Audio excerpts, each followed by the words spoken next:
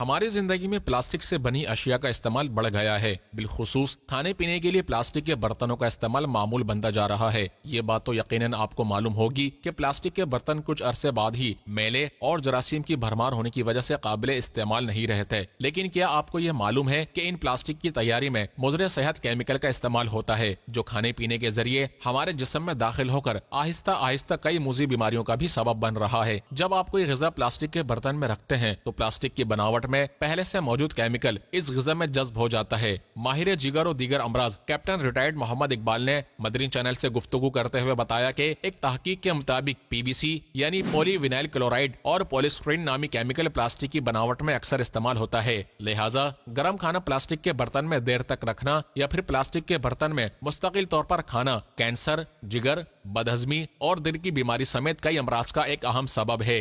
देखें, ये प्लास्टिक के जो ज़्यादातर बर्तन जो आजकल इस्तेमाल हो रहे हैं उनमें जो ये एक तो पॉलीविनाइल क्लोराइड है जो मुज़र सेहत है और एक दूसरा पॉलीस्टीरीन है।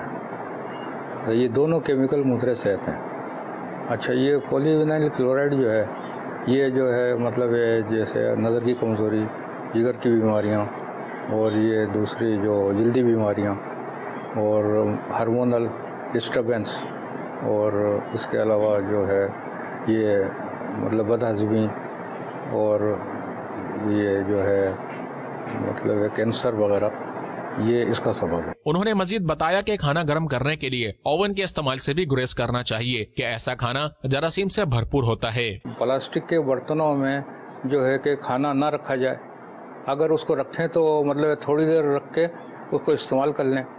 और ख़ासकर जो है प्लास्टिक के बर्तनों में खाना रख के उसको ओवन में गर्म ना किया जाए।